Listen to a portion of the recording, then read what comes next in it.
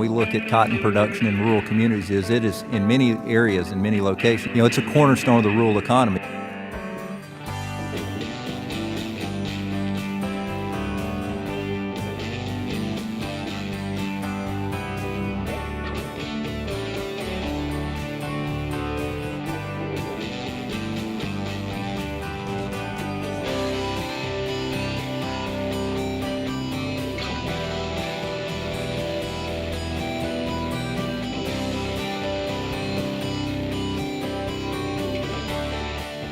Under the current farm law, U.S. cotton farmers are even more attuned to market conditions. And for the U.S. cotton industry to sustain production and infrastructure, it's imperative that production and trade policies in other countries not put U.S. farmers at a disadvantage.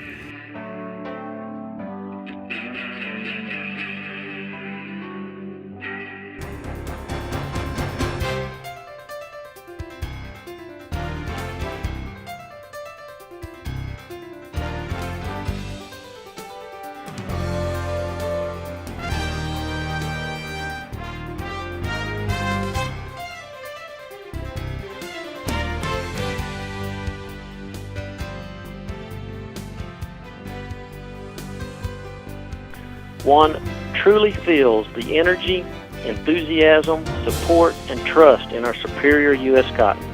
It's our reputation built up over the years in these important markets that sets us apart and makes U.S. cotton the fiber of choice.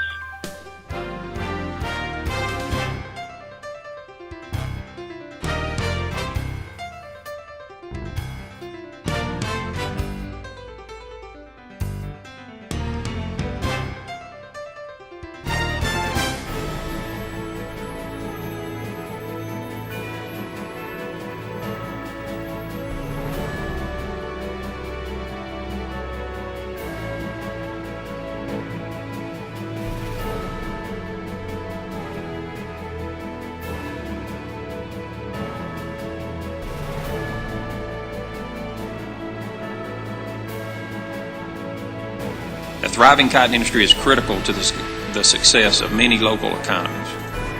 Cotton situation is unique among commodities because we've been hit with significant changes in both market prices and farm program safety net. As chairman of the National Cotton Council, I look forward to representing the interest of all segments of the industry. With the help of a united cotton industry made possible by the Council, I look forward to addressing the issues before us and helping shape a more profitable future for our industry.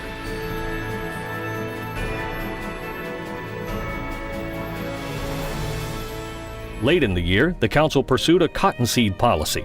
Support was sought by securing as many signatures as possible on a letter that House Agriculture Committee Chairman Mike Conaway and Ranking Member Colin Peterson circulated to their House colleagues across the Cotton Belt. The letter to Secretary of Agriculture Tom Vilsack urged him to take all policy actions available to provide assistance to the U.S. cotton industry, and specifically called for USDA to utilize its existing authority in the 2014 Farm Law to designate cottonseed as an other oilseed. We understand the significant request represented by the proposal, but we believe the current economic conditions requires immediate action. Support provided by a cottonseed program should be viewed in the same manner as other farm program spending, which is an investment in not only production agriculture, but the rural economy. That effort was reinforced by Council Vice Chairman Shane Stevens, joined by a group of producer leaders and a West Texas banker who outlined numerous market, policy, and regulatory issues that threaten to undermine U.S. cotton's health at a Stress in Cotton Country hearing. In testimony before the House Agriculture Committee's General Farm Commodities and Risk Management Subcommittee, they stated that assistance by Congress and the administration are crucial if the industry is going to weather the current economic and regulatory climate. Losses in cotton area translate into pressure on associated businesses, infrastructure, and rural economies. Research has affirmed the multiplier effects on rural economies when cotton acres decline. A thriving cotton industry is critical to the success of many local economies. If some stabilizing policy is not implemented very soon, cotton acres are likely to continue their decline to the point that the remaining infrastructure cannot survive. If insurance premiums increase so that producers are not able to afford insurance, we will not be able to provide financing. As you have heard from others, the addition of a cottonseed support policy will be important to ensure continued economic activity in rural areas. A cottonseed support policy will help alleviate the increasing financial stress within the cotton industry and allow for continued credit availability.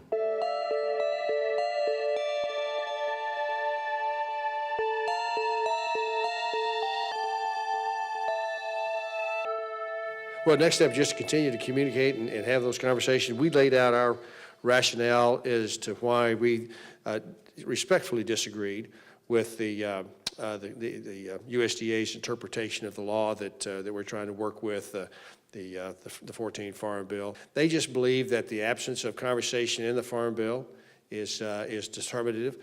We would argue that the absence means that absence of references to cottonseed means that the discretion is there. You know, you've got professional judgments going on, and we're trying to continue to work in that vein. We all have lawyers, and you typically listen to the lawyers you pay, and so we're continuing to work with the Secretary. When we look across the belt, though, we do certainly see some differences by region. While cotton prices are not any better than they were a year ago and still not attractive to growers, they've improved relative to the main competing crops of corn and soybeans.